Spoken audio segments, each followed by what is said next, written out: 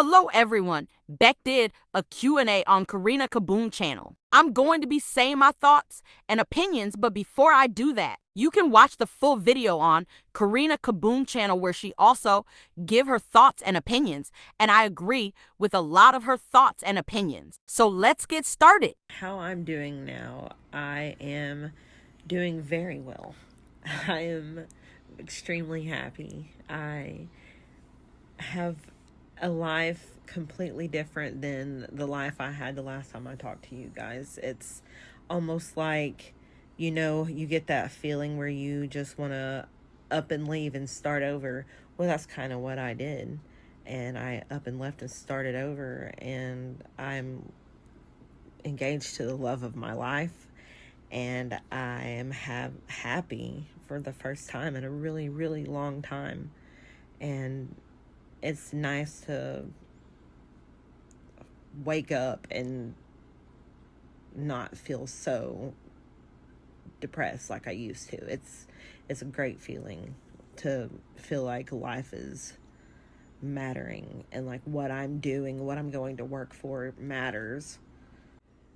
As far as healing and recovering my self-esteem, yeah, I do feel like I am healing.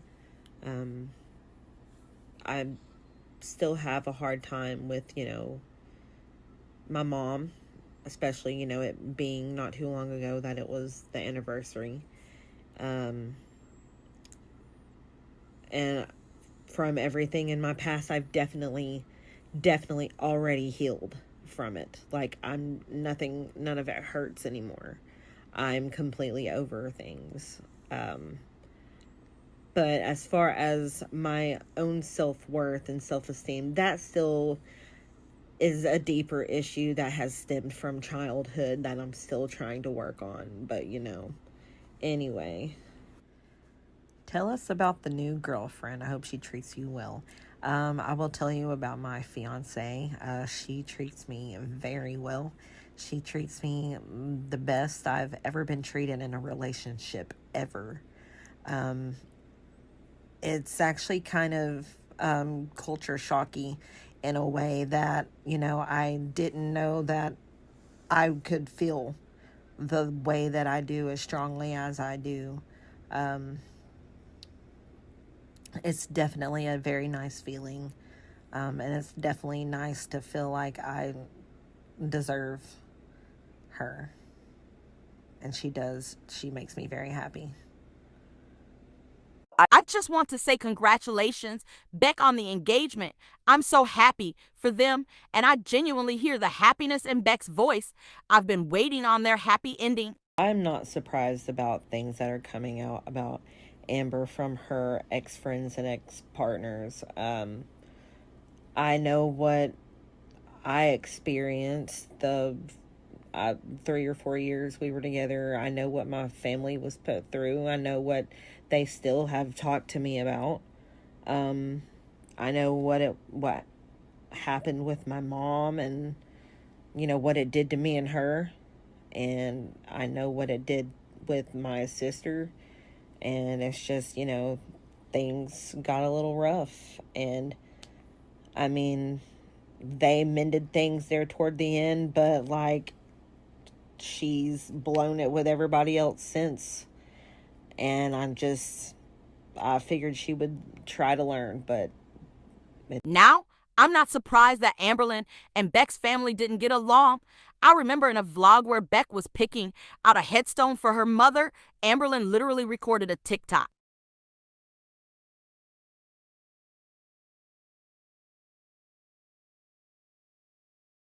everyone, we are headed about 2 hours from here to my family to finally pick out a headstone for my mom's grave. So tell me, how come the guys who are against gay marriage are the guys who watch lesbian porn and get turned on by it? She literally sickens me. When did I realize you needed to end things with Amber? What was the final straw in the relationship? There was one day where she had started pretending to be me in text messages in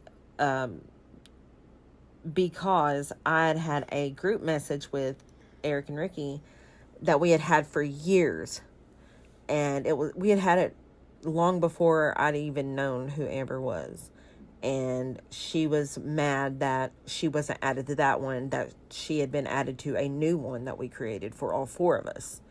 And so she was pretending to be me, asking for her to be put in our old friend group one from years ago.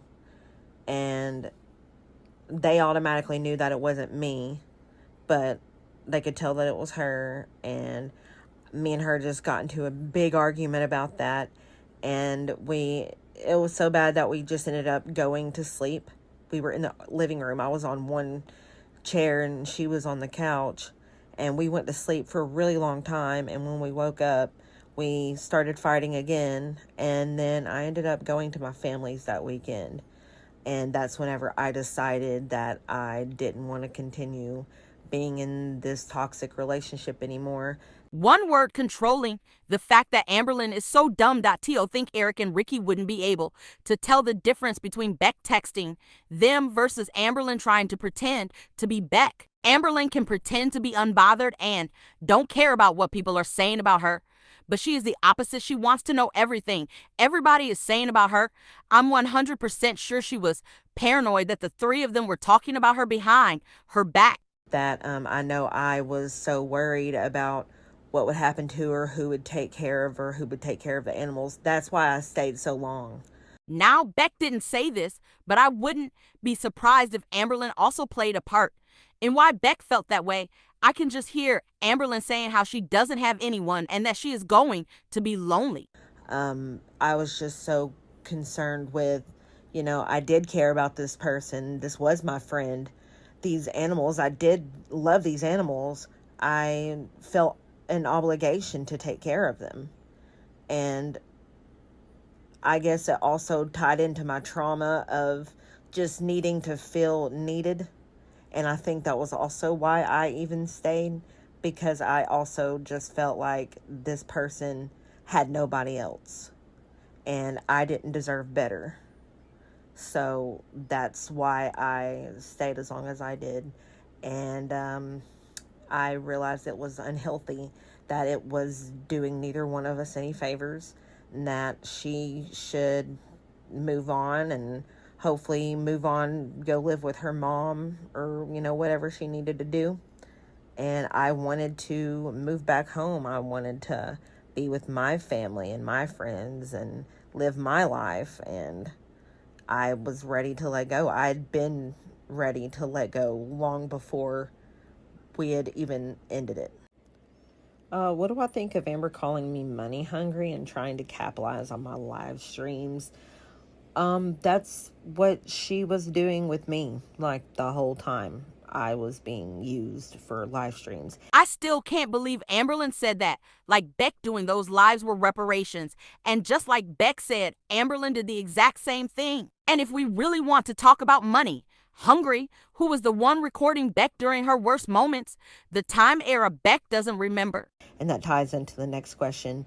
Did I ever get paid from the live streams I did with her? No, I didn't. No, I didn't. Because she said that all of that money had to go toward all the bills. I don't even know how much she got. I have no idea. I don't even know how much I was supposed to get, if I was supposed to get half. I have no idea. I was just told, you do these live streams with me, you'll get money.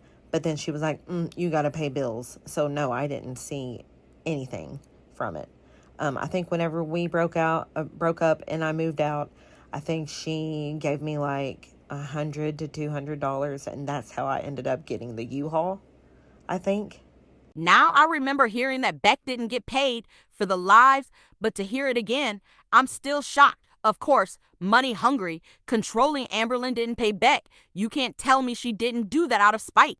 I'm definitely not money hungry for trying to do my own live streams. That was just, I don't know. I had periods where I wanted to come back and I had all these great ideas and I would get these big ambitious, like, I still have videos on my phone of like ghost adventures and hiking.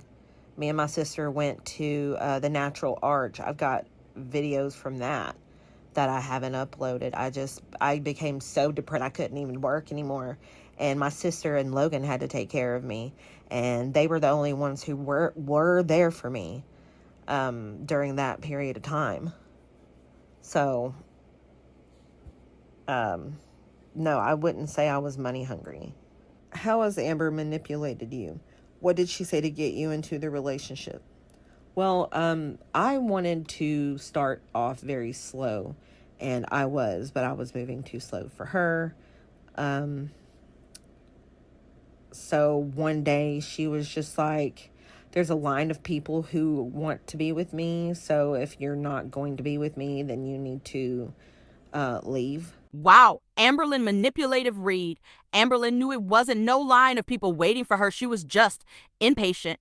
She wanted her next caregiver as soon as possible. And I didn't want to lose that friendship.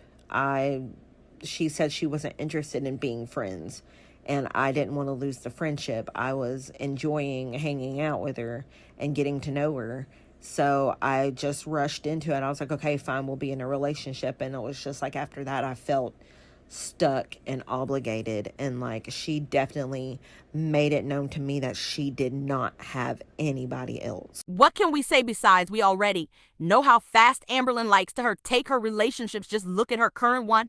She known Tommy for like 2 months, and she's already saying she's the love of her life, and she's so happy. She also said the same thing about Jade. I was all she had. Said that Eric and Ricky still talk to Amber. Did Eric have a convo with me about this before reaching out to Amber? To be honest, we haven't spoken in almost a year, and whenever I became really depressed, I isolated myself, and they got upset with me for doing that and not texting them. So they stopped talking to me, and so I never tried to fight for that, because that had happened other times before where they would just stop talking to me and I would have to beg for them to talk to me again. But I would go through bouts of depression and isolate myself from everyone. So, I mean, it wasn't like I was doing it to them. But, yeah, we don't talk. We had that a little falling out there. So whatever they do, I really don't care what Amber does either. Wow, I'm honestly surprised that they are not friends anymore. And honestly, I'm not that surprised that Eric and Ricky would stop talking to Beck when she is in a bad mental place and stop talking to people. I can't believe they still hang around Amberlynn, not only because of the way she treated Beck, but back when they lived together, you can tell Amberlynn got on Eric and Ricky nerves. Well, I've talked about why Amber and I broke up, but there were other times where we tried to break up, and it was me trying to break up with her, and she would argue with me and beg me and exhaust me until I would just give in and stay. That happened a few different times, and there was a few different times that people in my life tried to get me to leave her. My family had an intervention with me. They took me to a park and was like, we are begging you to leave her. You are different. You aren't the same Beck that we used to know. We're worried about you. We just don't think this is a healthy relationship. And I was just so depressed at that point. I didn't care about myself. I didn't care about anything. I felt stuck. I felt it's what I deserved. I felt like I had nowhere to go if I were to leave.